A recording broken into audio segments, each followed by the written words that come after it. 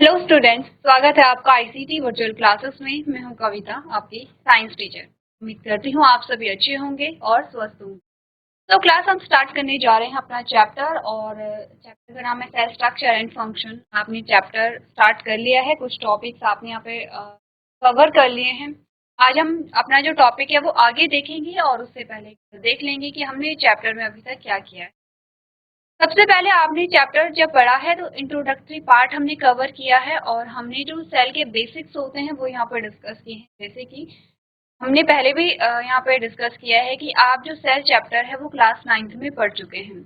Class 9th में आपने cell के बारे में काफ़ी सारी चीज़ें पढ़ी हैं, जैसे कि सेल क्या होती है, और सेल को क्यों हम स्ट्रक्चरल एंड फंक्शनल यूनिट कहते हैं, सेल कितने टाइप की होती है, सेल स्ट्रक्चर आपने थोड़ा बहुत वहाँ पे देखा है। जैसे कि आपने सेल ऑर्गेनेलीज के बारे में बात की है कि सेल ऑर्गेनेलीज कौन कौन सी होती हैं, उसके क्या क्या फंक्शंस होते हैं। सेल के ऑर्गेनाइजेशन की आपने बात की है, यानी कोशिका संगठन की आपने बात की है। सेल के शेप की आपने बात की है, आपने कहा बैक्टीरिया सेल क्या होती है, प्लांट सेल एनिमल सेल में क्या डिफरेंस यहाँ पर होता है। तो काफ़ी चीज़ें आपने यहाँ पर डिस्कस की हैं। क्लियर है।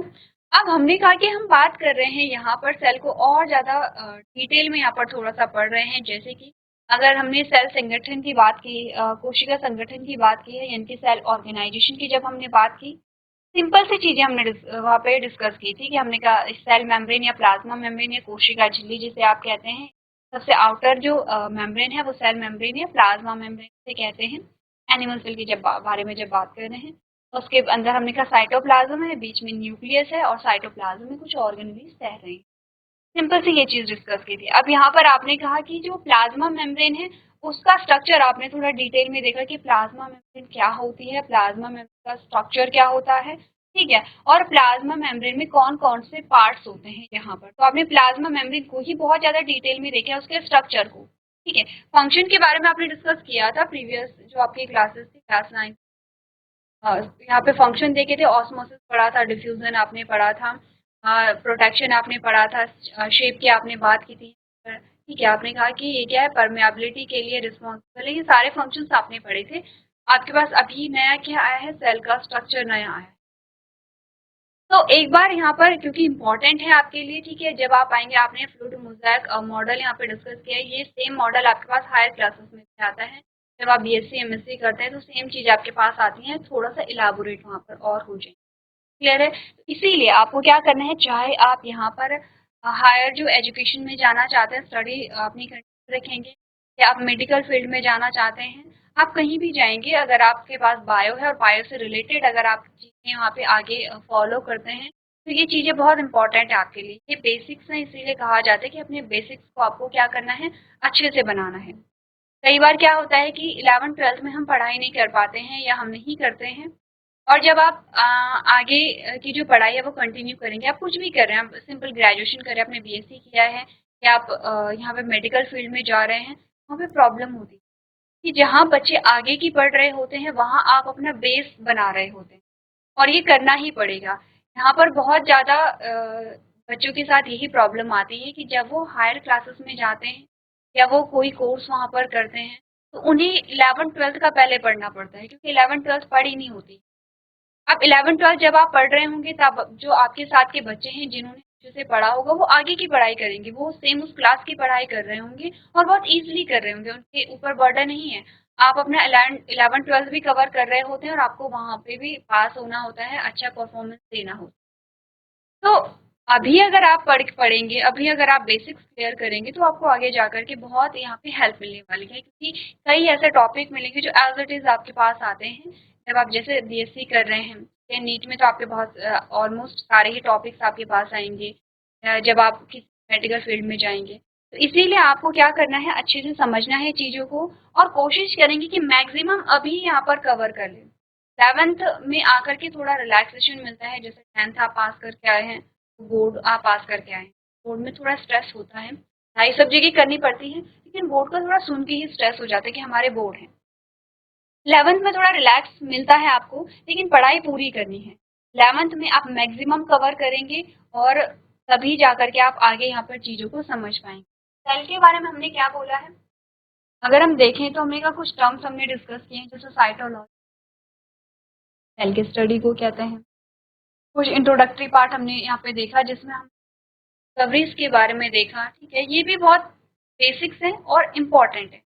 ये आपके जो जनरल साइंस है उसमें भी आते हैं। जनरल साइंस समझते हैं, जनरल साइंस हर एग्जाम में आपके पास आती है। कोई भी एग्जाम आप दे रहे हैं तो जनरल साइंस के कुछ आपके पास आते हैं, उनमें से ये जनरल साइंस में आपके पास आते हैं।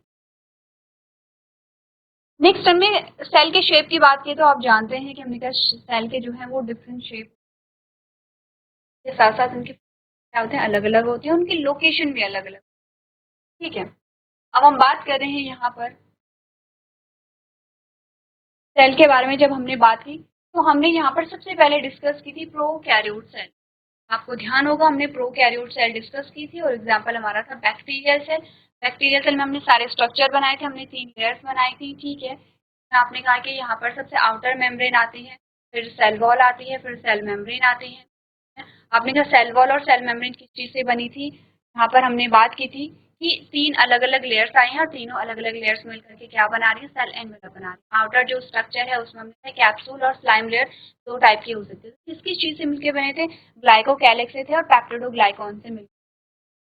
इसके साथ साथ बाहर जो आउटर स्ट्रक्चर उसमें कुछ प्रोजेक्शन आपको दिखाई दे रहे हैं, जैसे फ्लैजुला है, जैसे फिम्ब्री है, जैसे पिलाई है, यहाँ पर जैसे सीलिया है। तो ये अलग अलग स्ट्रक्चर है, इनके काम भी अलग अलग हमने पढ़े थे। अगर आप इंटरनल स्ट्रक्चर पे जाएंगे तो हमने कहा कि आपने एक सर्कुलर क्रोमोसोम देखा था जो एक ही क्रोमोसोम पाया जाता है।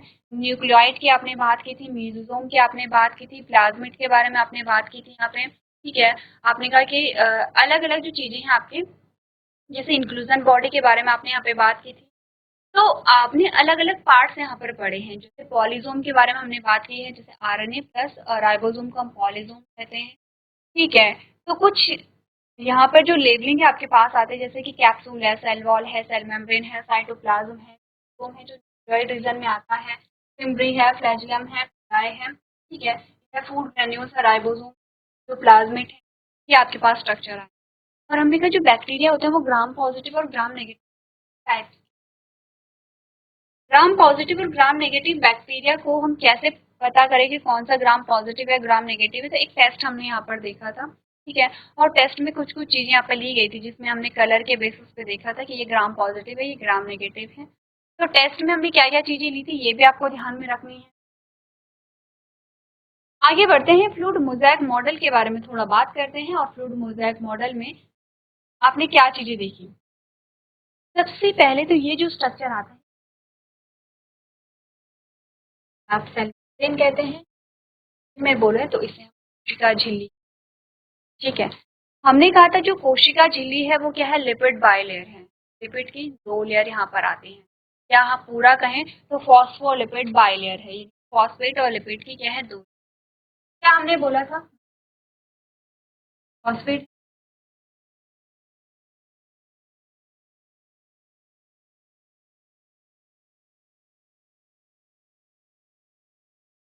अब जो स्ट्रक्चर आपको दिखाया जा रहा है,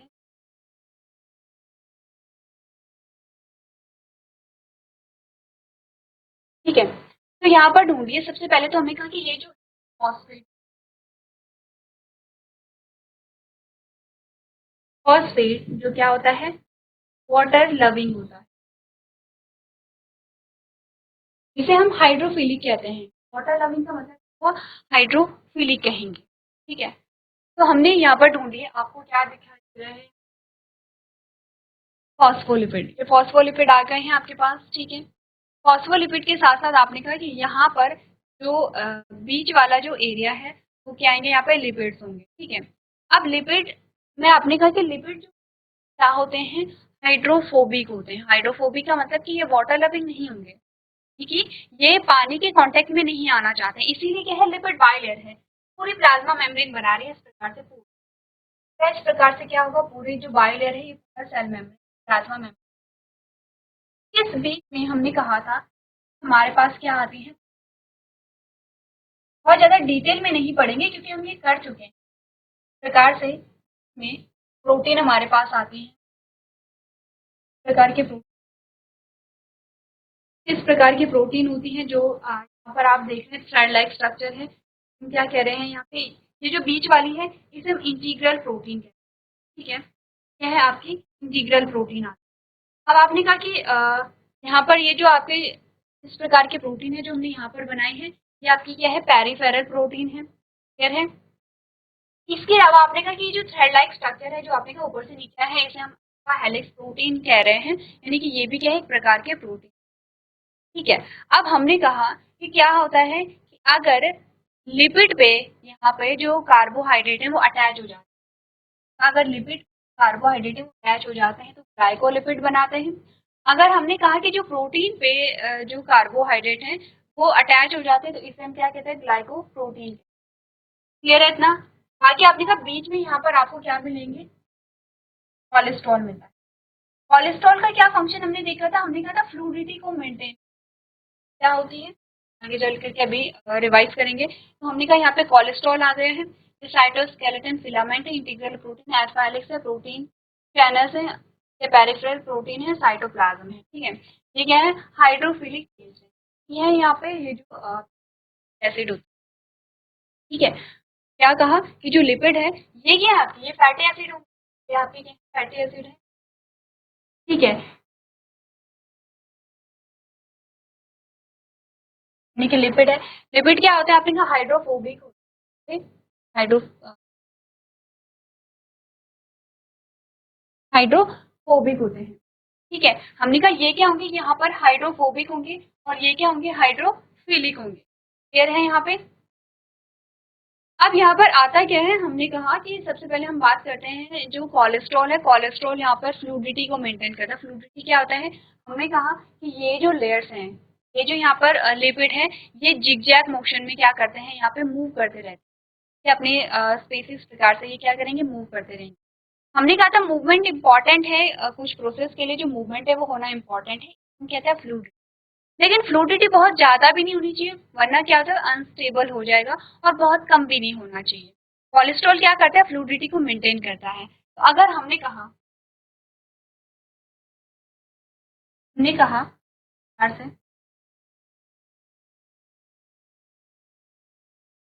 एक प्रकार से हमारे पास एक प्रकार से हमारे पास है, ये सारी चीजें डिस्कस हो चुकी हैं, ऐसा नहीं कि ये पहली बार डिस्कस हो रही है, इसीलिए हम यहाँ पे जल्दी से रिवाइज कर रहे हैं।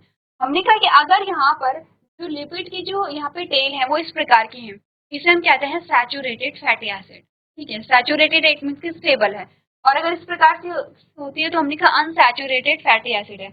अगर फैटी एसिड सैचुरेटेड है, सैचुरेशन में है, तो फ्लूइडिटी क्या होगी, कम होगी।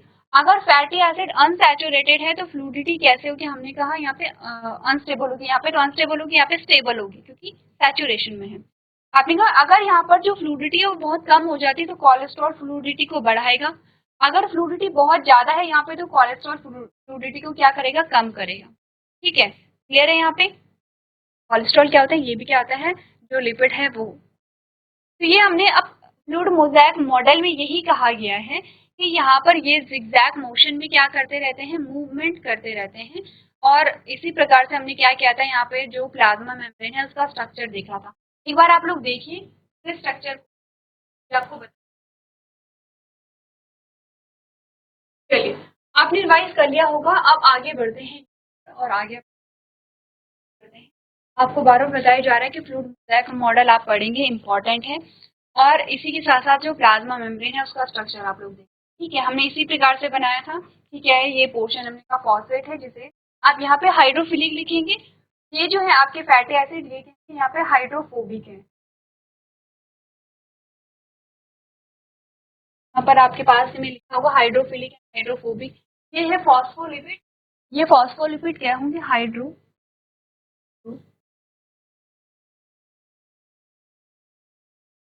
है, ठीक है, हाइड्रोफिलिक है, ठीक है। और यहाँ पर आपके यहाँ पर लिखा होगा हाइड्रोफोबिक, हाइड्रोफिलिक टेल्स नहीं आएंगे बल्कि हाइड्रो हाइड्रोफोबिक टेल होगा, या इसको हम कह सकते हैं लिपोफिलिक टेल, दोनों दो नाम हो सकते हैं। हाइड्रोफोबिक का मतलब होता है कि फोबिया, फोबिक से हमने क्या बोला है, फोबिया बोला है। फोबिक का मतलब होता है कि ये वाटर लविंग नहीं है, फैटी एसिड जो है ये आपके क्या होंगे, एसिड है, लिपिड है, लिपिड है। और लिपिड जो होंगे वो वाटर लविंग नहीं होंगे, हाइड्रोफोबिक होते हैं या लिपोफिलिक होंगे। लिपोफिलिक का मतलब जो लिपिड को लव करते हैं, लिपिड लविंग होंगे। ठीक है, अगर इतना आगे बढ़े तो आपको ध्यान भी रखना है, यहाँ पर जब हमने स्ट्रक्चर देखा था तब हमने पूरे स्ट्रक्चर को यहाँ पे लेवल भी किया था। ठीक है, जब भी कोई डायग्राम आप देखते हैं तो आपको ध्यान देना है कि लेवलिंग क्या हुई, इसीलिए हम सबसे पहले डायग्राम नहीं पढ़ते हैं, पहले हम डायग्राम बनाते हैं, उसके बाद आपको डायग्राम दिखाया जाता है। तो आपको देखना है लेवलिंग सही है या नहीं है। जैसे पेरिफेरल प्रोटीन है, इसी को पेरिफेरल प्रोटीन आपने पढ़ा था या नहीं पढ़ा था, या इंटीग्रल प्रोटीन इसे आपने कहा था। ठीक है, या फिर आपने कहा था कि अल्फा हेलिक्स प्रोटीन हमने इस प्रकार के स्ट्रक्चर बनाया था, या ग्लाइकोलिपिड और ग्लाइकोप्रोटीन जो हमने बनाए थे। या फिर आपने जैसे यहाँ पर आपके पास लेवलिंग किस प्रकार से आती है वो आपको ध्यान देनी है। हमने क्या बोला है, टेल इसीलिए अंदर को है क्योंकि ये क्या है, ये वाटर के कांटेक्ट में नहीं आना चाहते हैं, इसीलिए ऊपर को जो फॉस्फेट है वो बन गया है, नीचे की ओर भी फॉस्फेट बन गया है, बीच में वो लिपिड का पोर्शन आ जाता है। क्लियर है, आगे बढ़े अब। चलिए अब हम आते हैं ट्रांसपोर्टेशन पे। अब आते हैं ट्रांसपोर्टेशन पे। ट्रांसपोर्टेशन में भी आपने कुछ पढ़ लिया था, क्या पढ़ा था वो देखते हैं। ठीक है, ट्रांसपोर्टेशन में हमने क्या,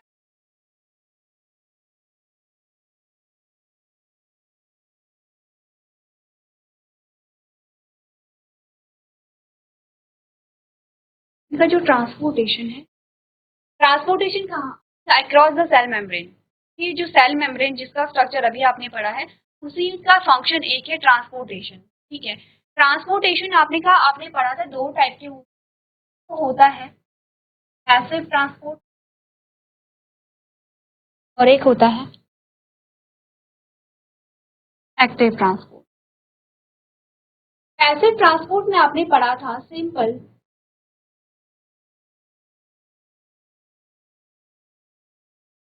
डिफ्यूजन, और आपने पढ़ा था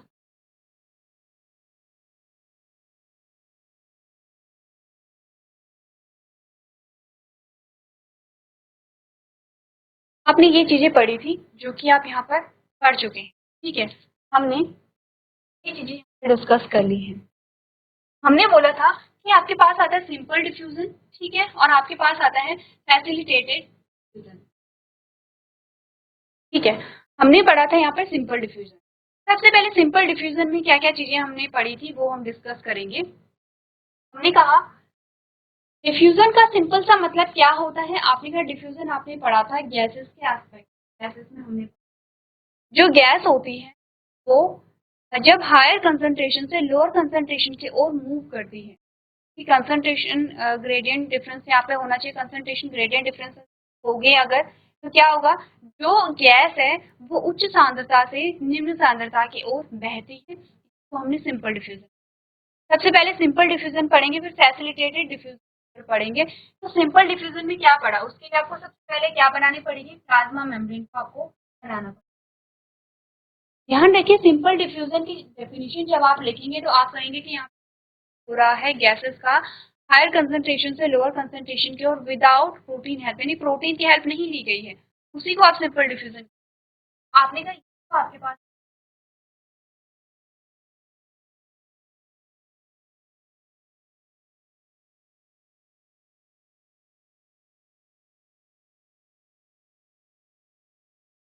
जल्दी से लेबलिंग करनी है, ये आप पास ये क्या बनाएगी,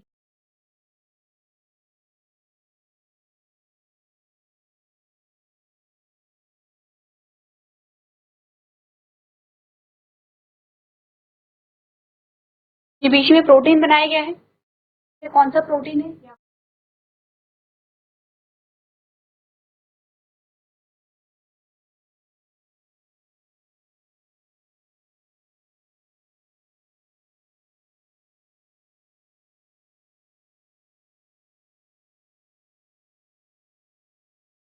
ठीक है, सिंपल डिफ्यूजन में क्या होता है, हमने गैसेस के बारे में कहा, हमने कहा फॉर एग्जाम्पल यहाँ पर क्या है, CO2 है, ये कार्बन डाइऑक्साइड। कार्बन डाइऑक्साइड की जो कंसंट्रेशन है वो यहाँ कैसी है, हाई है। ठीक है, सिंपल सी चीज है। और यहाँ पे जो कार्बन डाइऑक्साइड यहाँ से यहाँ डिफ्यूज हो जाता है, ठीक है। लेकिन ध्यान रखिए सिंपल डिफ्यूजन किन में होता है, नॉन पोलर, नॉन आयनिक, और आपने कहा कि जो कैसे होते हैं वाटर लविंग नहीं होते, ठीक है। लिपिड लविंग जो क्या क्या चीजें बोली हैं, नॉन पोलर बोला है, नॉन आयनिक बोला है, और जो यहाँ पर क्या होते हैं लिपिड लविंग जो मॉलिक्यूल्स हैं उनमें सिंपल डिफ्यूजन देखा जाता है कि वो सिंपली क्या है यहाँ पर हाई कंसंट्रेशन से लोअर कंसंट्रेशन में प्रकार के प्रोटीन की हेल्प नहीं ली गई है, किसी प्रकार का जो प्रेशर है वो अप्लाई नहीं किया गया है यहाँ पे। इसे हम क्या कहेंगे, तो ये सिंपल डिफ्यूजन, यह सिंपल डिफ्यूजन। कभी कभी सिंपल डिफ्यूजन में क्या होता है, पानी भी क्या हो जाता है यहाँ पे डिफ्यूज हो जाता है। हमने कहा कभी कभी क्या होता है जो वाटर है, कभी कभी जो पानी है यहाँ पे H2O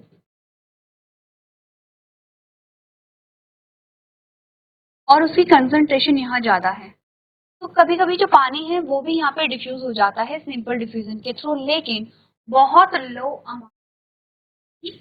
आपने कहा ये लिपिड गुजरेगा, और जो लिपिड है वो क्या है हाइड्रोफोबिक है। यहाँ पे हाइड्रोफोबिक का मतलब होता है ये वाटर के कांटेक्ट में नहीं आना चाहता। आपने देखा होगा कभी लिपिड का मतलब क्या होता है, अगर घी है, तेल, मक्खन वगैरह है, अगर आपने इसमें पानी में डिजोल्व किया तो क्या पानी में डिजोल्व होता है, नहीं होता है, वो जो उसकी ड्रॉपलेट है वो अलग हो जाती है। तेल को कभी आप पानी में मिक्स करके देखना तो वो पानी में मिक्स नहीं होता है, क्योंकि आपने कहा लिपिड क्या है यहाँ पे, वो लिपिड ही है। लिपिड क्या हाइड्रोफोबिक है, हाइड्रोफोबिक है तो पानी में डिजोल्व नहीं होता। देखा कभी कभी सिंपल डिफ्यूजन में जो पानी है वो हायर कंसंट्रेशन में आ सकता है, लेकिन बहुत लो अमाउंट, ठीक है। एक्चुअली में जो वाटर का ट्रांसपोर्ट है उसके लिए आपने कहा अलग से यहाँ पर क्या होगा, एक सिस्टम बना हुआ होगा जिसे हम एक्वापोरिन कहेंगे। चल करके हम डिस्कस करेंगे एक्वापोरिन क्या होता है, ठीक है। लेकिन कभी कभी क्या होता है सिंपल डिफ्यूजन के थ्रू पानी आ सकता है, लेकिन ध्यान रखिए अगर हम पानी के ट्रांसपोर्टेशन की बात करेंगे तो आप एक्वापोरिन ध्यान रखेंगे कि पानी का जो ट्रांसपोर्टेशन होता है वो एक्वापोरिन के थ्रू होता है। अब हमने कहा सिंपल डिफ्यूजन तो हो गया है, पानी को हटा दे, सिंपल डिफ्यूजन करेंगे, हो गया है सिंपल डिफ्यूजन। अब सेकंड टाइप का जो हमारे पास डिफ्यूजन आता है दैट इज फैसिलिटेटेड डिफ्यूजन। हाँ मतलब क्या हुआ, ये फैसिलिटेट करता है, फैसिलिटी प्रोवाइड करता है किसको, आपने कहा जो पोलर मॉलिक्यूल होते हैं या जो वाटर लविंग मॉलिक्यूल होते हैं या जो आयनिक मॉलिक्यूल होते हैं। हमने कहा क्योंकि ऐसा तो नहीं है कि जो पोलर मॉलिक्यूल है वो अंदर आ ही नहीं सकते हैं, या जो हमने कहा आयनिक आयन है जो वो अंदर आ ही नहीं सकते हैं, जैसे कि हमने कहा यहाँ पर क्या है, बाहर सोडियम है, फिर हमने कहा बाहर सोडियम है, ठीक है। ये हमने कहा अंदर क्या है, पोटेशियम है। अब हमने कहा सोडियम को हमें अंदर डालना है या पोटेशियम को हमें बाहर निकालना है, ठीक है। ये हमने कहा कि जो वाटर है, वाटर को हमें यहाँ पे पास कराना है, वाटर को क्या करना है, सेल मेम्ब्रेन को क्रॉस करना है। तो कैसे होगा यहाँ पे, क्योंकि हमने तो क्या बोला था कि सिंपल डिफ्यूजन किसमें हो रहा है, नॉन पोलर और नॉन आयनिक जो मॉलिक्यूल है उनमें हो रहा है।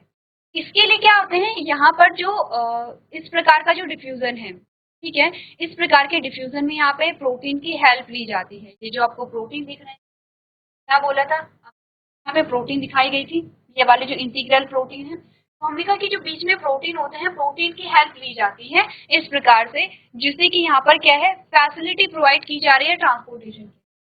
और आपने कहा यहाँ पे बीच में इस प्रकार का एक पैसेज बनता है,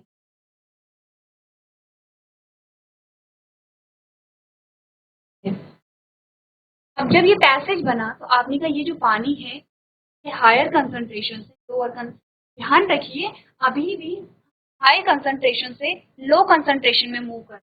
आपने क्या बात की थी कि जब हम ट्रांसपोर्टेशन पढ़ रहे थे, ट्रांसपोर्टेशन दो टाइप के हमने पढ़े थे, एक्टिव एंड पैसिव। पहले तो थोड़ा ये देखिए कि एक्टिव एंड पैसिव में डिफरेंस क्या है।